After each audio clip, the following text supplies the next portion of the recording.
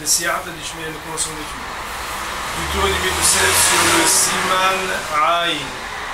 Il est marqué Nashim Avadim Peturim Kriyat Shema Rechen Ktanim Lerabenutam Im Davka Davka Beshelo Yigi'u Lechinu ולרש"י אפילו הגיע לחינוך, לא הצילו על אבי לחנכו בקריאת שמע, לפי שאינו מצוי יסוד כשמגיע זמן קריאת שמע בערב, וישן ובבוקר. נשים ועבדים, les femmes et les serviteurs, on parle des serviteurs cananéens, qui ont les mêmes méthodes que les femmes, Ptulim Kriyat Shema, ils sont exemptés de l'obligation de lire le Shema, mais aussi les enfants. Deux opinions, les Rabbi Moutam d'Afka, les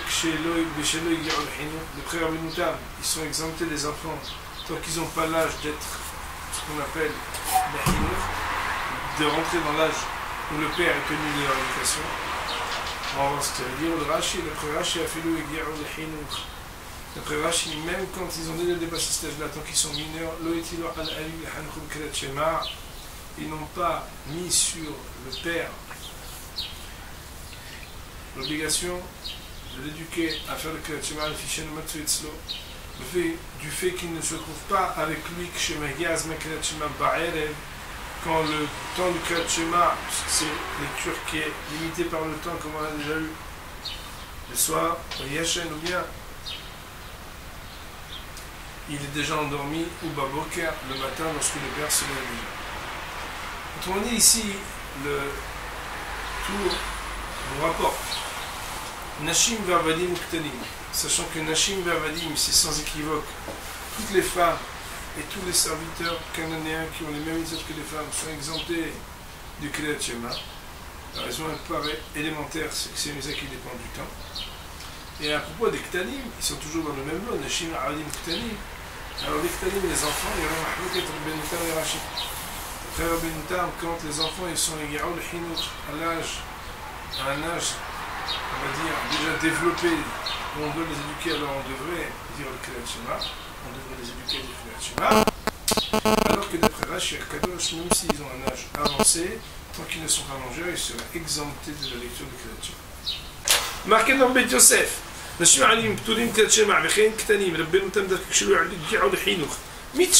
une Mishnah, puisque le rôle du Beit Yosef, c'est de ramener toujours la référence. Perek Mishemeto, dans le chapitre Mishemeto, à la page 20a, il y a marqué là-bas, les femmes, les serviteurs et les enfants, ils sont exemptés de la lecture du Kriyat Shema. Il y a là-bas une discussion entre Rashi et dans les Tosfot Rabbi Moutam. Concernant le sujet des enfants, est-ce que c'est exclusivement quand ils sont en bas âge et qu'ils ne sont pas encore arrivés à l'âge de Hinour, ou même quand ils sont à un âge déjà avancé et qu'ils sont arrivés à l'âge de Hinour? Katoub Ohel Moed, il y a écrit dans le livre Ohel Moed. Il semblerait que le serviteur et la femme, qui sont obligés de prendre sur eux l'unicité d'Hachem, Daïnou Pasuk Rishon, c'est-à-dire le premier verset. Si le Beit Yosef le ramène, c'est que certainement on va voir quelque chose rappelé dans la halacha. Il est marqué dans Seif Gimel dans le tour. Hata la connaisse Betula, Patur ben Bayom, ben Balayla. Arba'a Yamin, Varba'a Lilot Arishonim. Im lo asa ma'ase. Mshamela Hayab, Filu im lo asa ma'ase. Vekonesse Almana Hayab. ואם רצה חתן להחמיר על עצמו ולקרות כאמרת נקמה הרשות בידו רבן שמעון בן גמליאל אומר שאינו רשאי פסק אדוני אבי ארוש ז"ל כרבן שמעון בן גמליאל וכן פסק רבנו חננאל פסק את הנקמה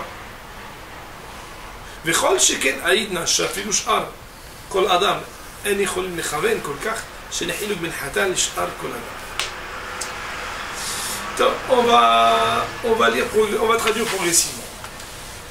Le Hatan, on sait qu'il est bahoul, il est préoccupé par la mitzvah qui lui incombe de faire, c'est-à-dire le rapprochement intime, qui est, on va dire, la finalité du mariage, puisque la mitzvah de se marier, il n'y en a pas, si ce n'est que par ce biais, on a la possibilité d'arriver à ce qu'on appelle Piria Revia, la mitzvah de la procréation.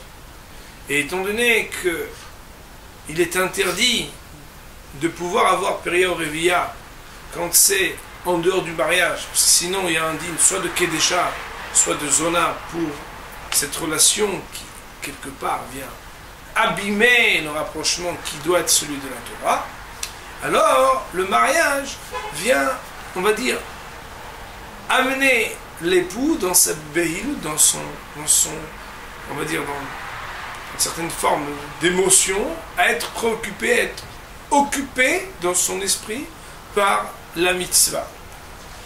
La Mishnah, dans Masechet Berachot, on va le voir dans le Betusel, puisqu'il va la ramener, fait mention que c'est tellement important, cette préoccupation du Hatan, qu'il en est même exempté, d'après la stricte loi, de la lecture du Kriyat Shema pendant un laps de temps. On sait que parfois, le rapprochement intime n'est pas possible le soir du mariage, et il y a une mahloket, est-ce qu'on a le droit de se marier quand c'est ce qu'on appelle Hupat Nida, c'est-à-dire une Hupa qui a lieu un jour où la femme n'est pas permise au rapprochement. Là, on tient qu'on a le droit d'épouser une femme, même quand il y a une Hupat Nida.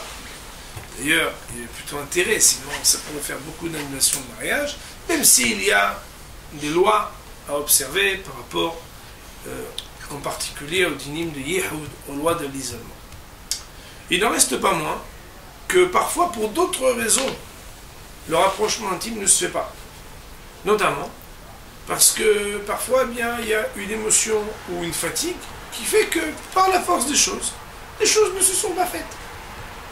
Jusqu'à quand le Hatan est-il exempté de la mitzvah de Kriyat Shema lorsque la relation intime n'a pas eu lieu entre les époux pour ce qu'on appelle la Beilat Mitzvah, c'est-à-dire le premier rapprochement.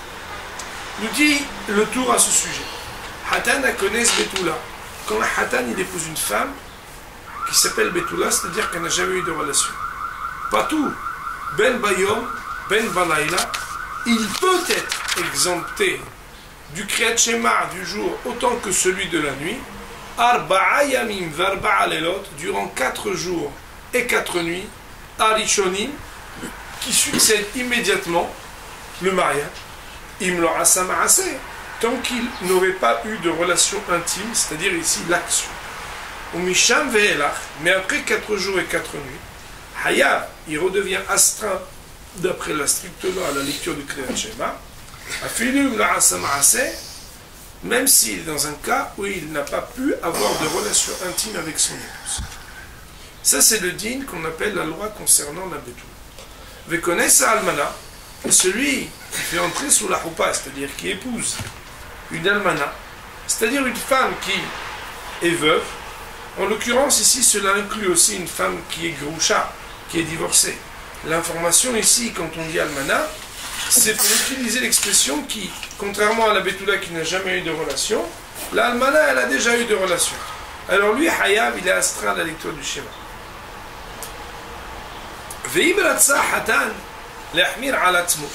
Ici, le Hatan, il est Bahouri Yeshiva. Et il dit, moi, je veux quand même faire Kriyat Shema, qu'est-ce que ça veut dire? Il faut que je prenne sur moi le joug de la royauté divine. Il faut que je prenne sur moi le joug des mitzvot. Je suis venu au Shi'out pendant des mois, au Beth Hamidrash Minachat Aaron. J'ai étudié tous les dinim du Kriyat Shema. Vous croyez que je vais maintenant me permettre comme ça de profiter d'un tour, d'une exemption? Il dit,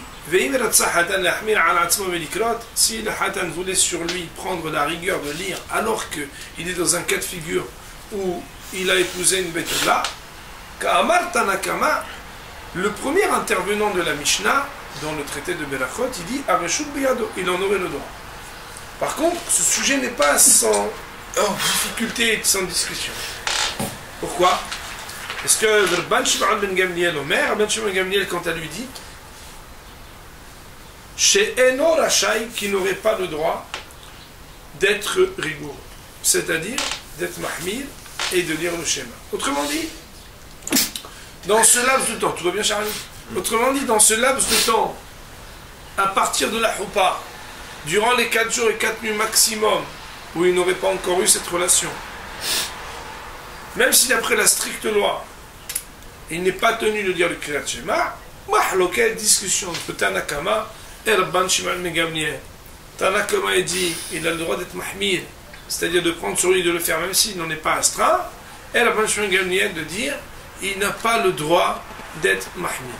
Après que l'autour il ramène les opinions de Tanakama qui dit qu'on a le droit d'être mahmir et de Rabban Shimon Gamliel qui dit qu'on n'a pas le droit d'être mahmir, il faut savoir comment on tranche la halakha. C'est ainsi que le tour nous dit, au Passak Adoni Avi Arosh Zal, et il a tranché mon maître, mon père, le roche, de souvenir béni. Qui est Rabban Shimon ben Gamliel, comme Rabban Shimon ben Gamliel, ça veut dire que on n'aurait pas le droit d'être mahmir. C'est comme ça aussi que Rabbeinu Hananel l'a tranché. Rabbeinu al-Fassi, le Rif, Passak est un akama, il a tranché qu'on a le droit d'être mahmir. Et a fortiori aujourd'hui, très très grande critique, que quoi? Que même le reste de tous les hommes, que déjà nous à notre niveau qu'on n'est pas hatan, on a du mal à se concentrer tellement. Qu'aujourd'hui, si déjà même les hommes normaux ils ont du mal à se concentrer, alors c'est sûr que Behemet, il n'y a pas de différence avec hatan. Rien que Tavar Ben Meir de Rothenburg, et c'est comme ça que le Rabbi Meir de Rothenburg il a écrit que tout ce qu'on a dit que le hatan il est pas tout, il est exempté du Klat Shema, c'est uniquement au temps originel. Qu'ils avaient l'intention et la concentration à l'Archav, mais Behemet aujourd'hui, même les autres hommes ils n'arrivent pas à se concentrer. Si tu veux faire le hatan zélé, en disant non, mais moi comme d'habitude, je suis très. Alors quelle d'habitude tous les jours déjà. Le Rambam Kata, et le Rambam il a écrit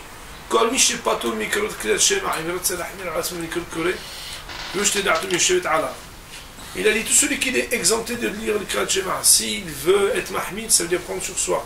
C'est-à-dire comme le Tanakama il voulait permettre, alors quoi il a le droit. Mais c'est à la condition, c'était d'Atom Yushevet Alav, qu'il sache qu'il est posé, qu'il est apaisé, qu'il est serein. Avali Mayazé, à Patour Mevoal, mais s'il est préoccupé, perturbé, Vetameha, et qu'il est comme ça, un peu comme ça, il n'a pas le droit de lire jusqu'à qu'il soit apaisé. En réalité, tout ce qui est inconnu demande une sorte d'adaptation. L'inconnu, surtout quand c'est l'inconnu de choses qui, quelque part, sont des choses extraordinaires, parce que la dimension du hibou, la dimension du rapprochement intime, c'est ce qui permet à des neshamot de descendre. Je me rappelle, moi, à la naissance de mon premier enfant, j'ai appelé quelqu'un, je lui ai dit, maintenant j'ai compris ce qui est marqué dans le Ramban, à sa juste mesure, la Kedusha du hibou.